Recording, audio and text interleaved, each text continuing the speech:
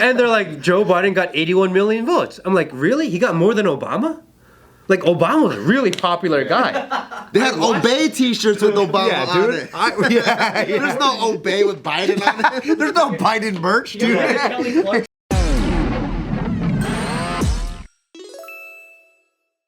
What's up, everybody? And we are back with a special episode numero dos of The Careful Boys, featuring Mr. Matt Kim in the building today. Thank you. Man, honestly, I gotta say, after the billions upon billions of videos that we shoot here, our last video that we just shot with you was one of the most focused and engaging ones we've had in a conversation in a long time. Probably because we never get free thinking speech and truth here. We're always doing nothing but bullshit echo chamber stuff. Yeah. What are you talking about? It's kind of our style. Yeah, it's kind of our thing. But yo, the last thing we had just talked about was, you know, the different people that have been reaching out to you in the last 6 months of snowballing, a crazy lifestyle. You just had Tucker Carlson's team reached out and you had him on a pod. That pod was crazy, by the way. It was kind of dope just watching you guys riff about stuff.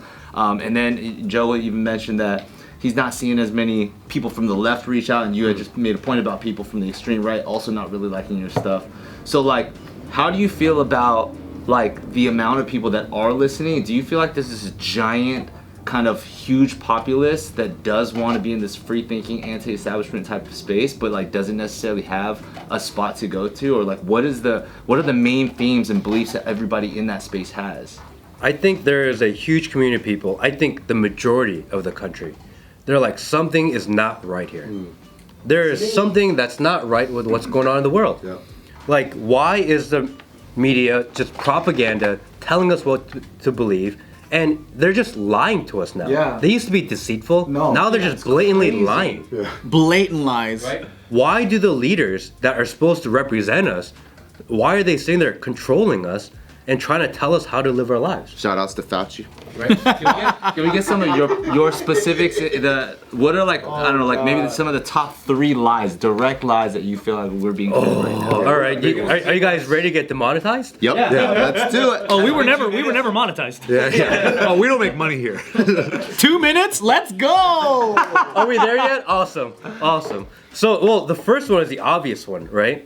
They told us that COVID came from bats. Like, that was obviously bullshit. Because there was a Chinaman with a bat skewer going, I like a bat. I saw that guy. They showed the videos over and over again of the girl eating the bats. Remember that video? That was so weird. The bat girl.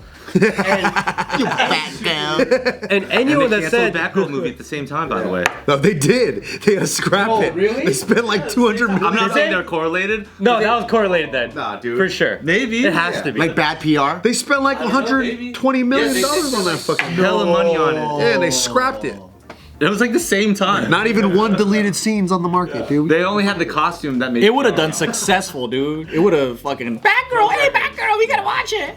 derailed. Anyways. Yeah, but that was the most obvious one, right? Yeah. Because anyone that said, wait a second, that doesn't seem right. Like, oh no, you can't say that. You're a conspiracy theorist. Get off the internet. Yeah. And people are like, wait, what? That was weird. Like, you were told that was so crazy. And then they told you that vaccines are 99.9% effective. It's a good number. And people are like, whoa, really? Okay. But you have to take it. Wait, I have to? And wait, why do I have to? Can't sue, yeah. Can't sue if something goes wrong. And that was, I think, the eye-opening part for a lot of it, right? Because you were told one thing, and anyone that questioned otherwise, which we now know that actually the conspiracy theorists were right about 100% of it. That they used to say like things like hydrochloroquine and what's the other one? Like, these things are Ivermectin? Ivermectin. The horse tranquilizer. These are bad for you. And then you find out like actually they're pretty effective. That there's a lot of people that still take it to this day and that they recover really fast from taking it. Like, this wasn't conspiracy theorists, that it actually does work. And people are like, you guys are crazy. Like, wait a second. There's like 3,000, like, you have to trust the science. Trust the scientists. And wait a second. But there are scientists. Which ones? Why do we have to trust your scientists, but I can't trust these scientists? Yeah. And then you had that guy, Robert Malone. He's the virologist that developed the technology. Yeah. He came out and said, no, like, you should be careful here. Not saying you shouldn't take it, but it's fair to ask questions. And they're like, no, get off the internet. We're like, wait, what? I want to hear what he has to say. Like, can I hear more about this? I invented the mRNA technology. And then everyone's like, nah, conspiracy. And he goes, no, it was me, dude. And I don't think mRNA vaccines are good. He goes, nah, get out of here.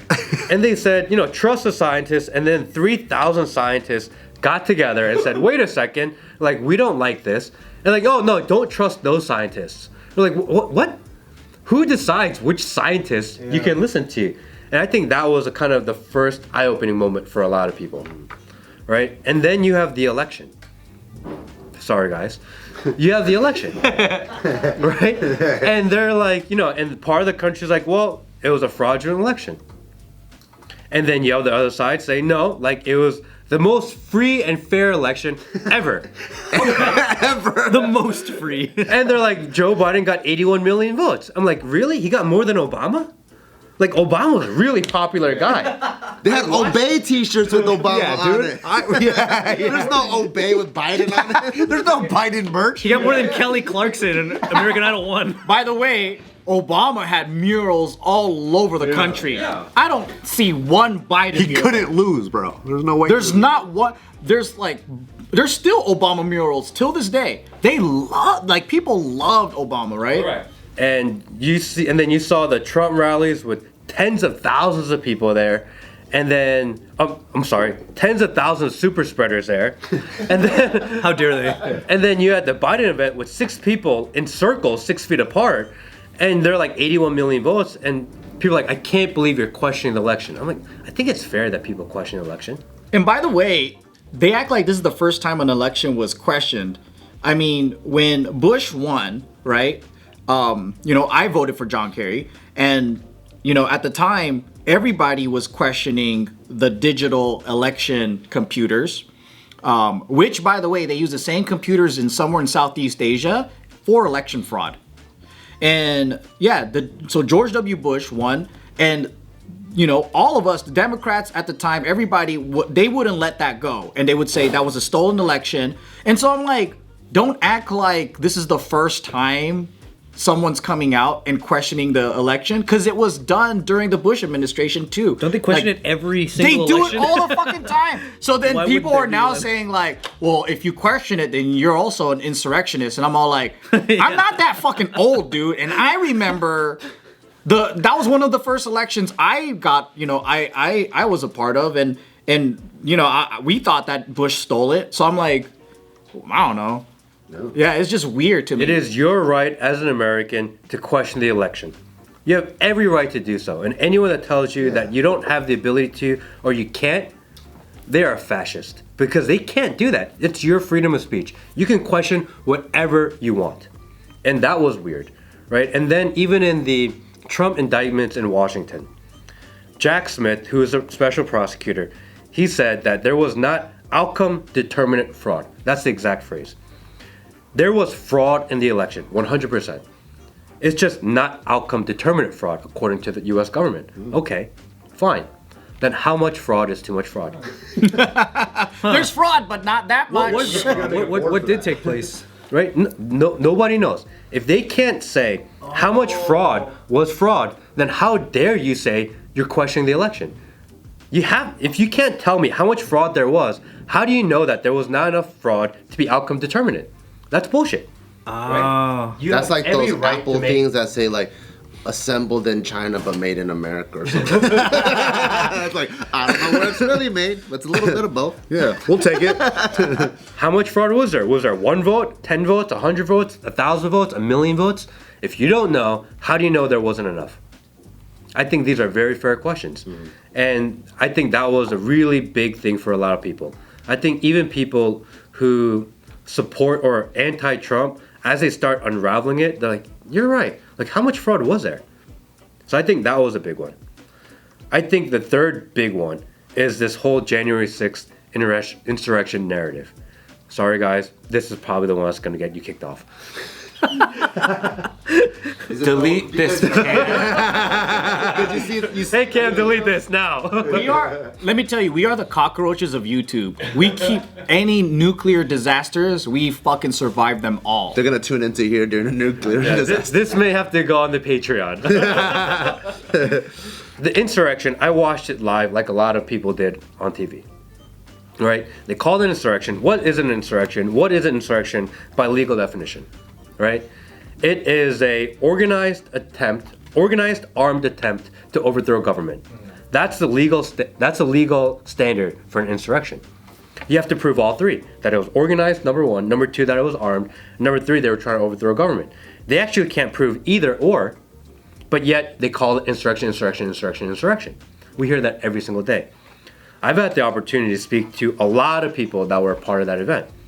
I actually even did a episode with the QAnon shaman, which is crazy. No way. Oh, the furry hat guy? Wait, isn't he in jail? Well, he's out now. Oh, okay. I was so curious because in my mind, they tell me that he is this crazy radical that is trying to overthrow the government, and he was one of the people that led the charge to overthrow the government. He looks like he really likes sports. Them Dallas Cowboys. Is he kind of a conspiracy theorist? Yes.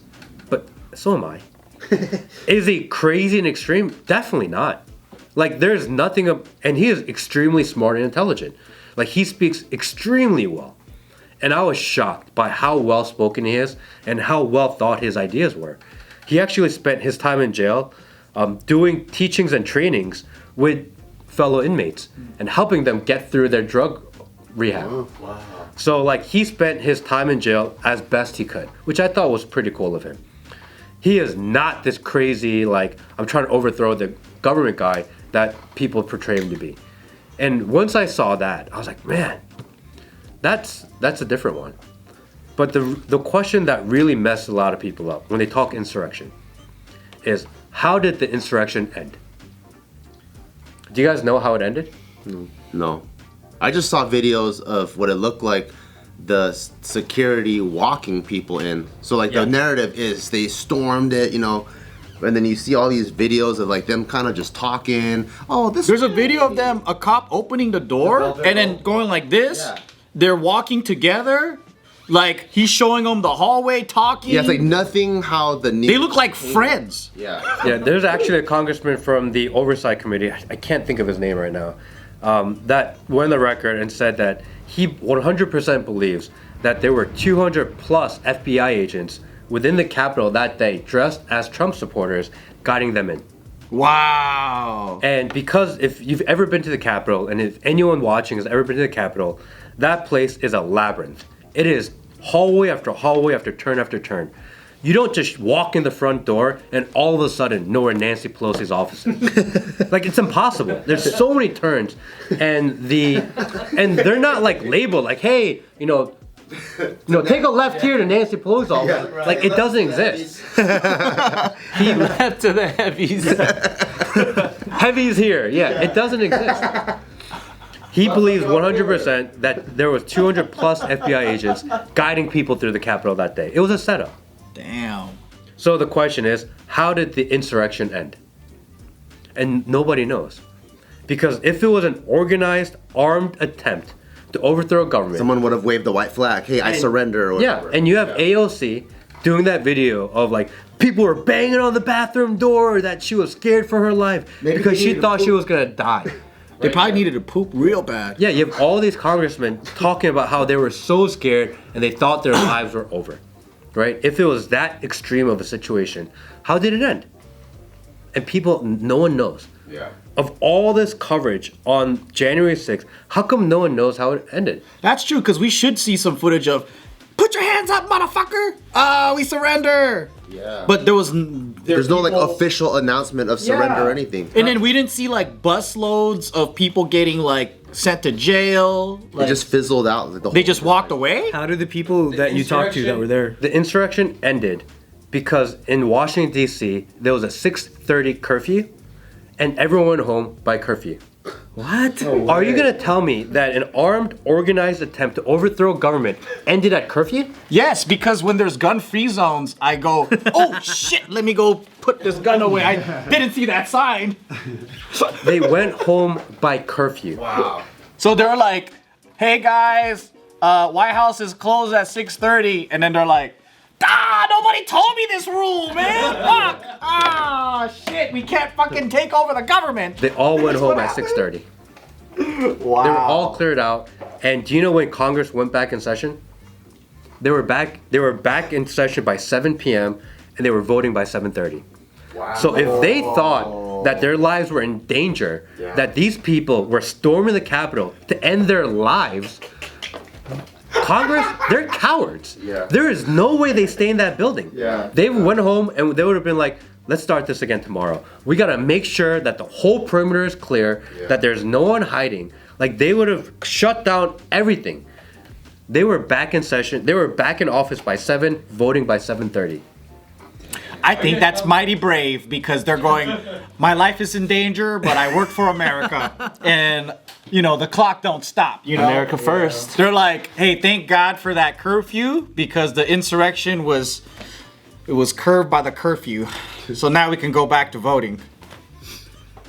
We have some brave politicians in our government. Super brave, you know, to risk death and murder and, you know, an armed, you know, militia, you know, coming down on there and be like, no, we're gonna risk our lives for you because that's what they're known for, being brave, right? That's what they did. I didn't know they worked that late to 7:30. That's crazy. I thought it was like normal business. Well, they had to have like a 5-hour delay because of the insurrection. I got it. Makes you want to pay more tax. I know, man. Stupid. AOC had some your fucking government. bomb-ass burritos from Sonora Town the other day. And then she ate a little too much, had to go, right? Did you have bubble guts? And while in the middle there, the insurrectionists came in and they're like, I got fucking take a shit. Who's in the bathroom? Boom, boom, boom, boom, boom. And she's like, oh my God, someone's trying to fucking kill me. But she just had diarrhea. And she wanted to go to the bathroom really bad. When you gotta go, you gotta go. And so I think their fear was legitimate, but people weren't trying to kill anybody. I think it was just a lot of people, they were out in the cold at the Trump rally.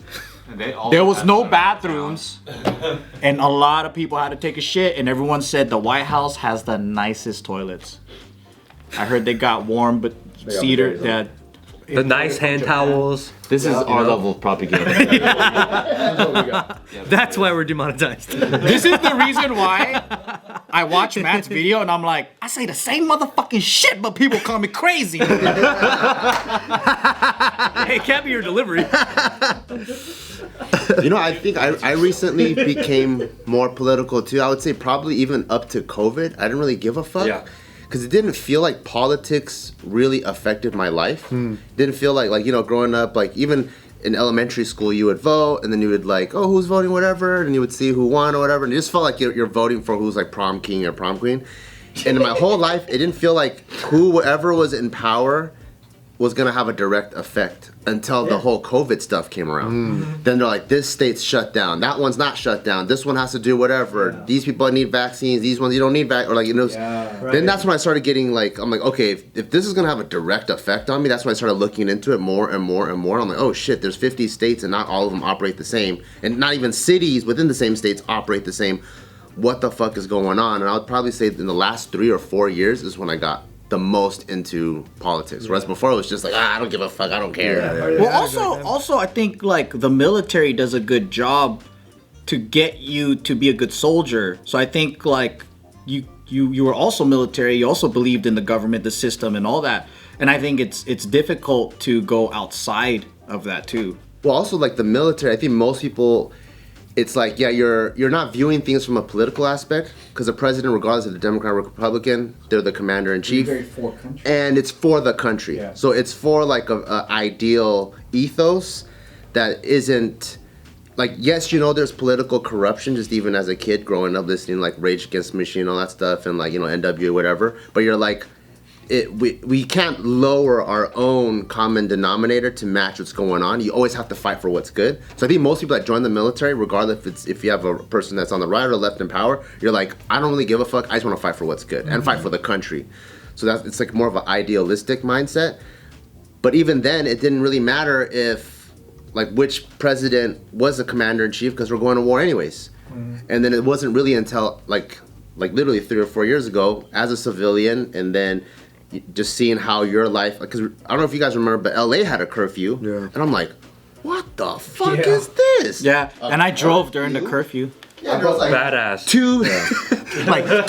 two gallons of milk per family, and I was like, dude, this is fucking crazy. And then my gym got shut down, and I'm like, what the fuck? And that's when I really started getting into it.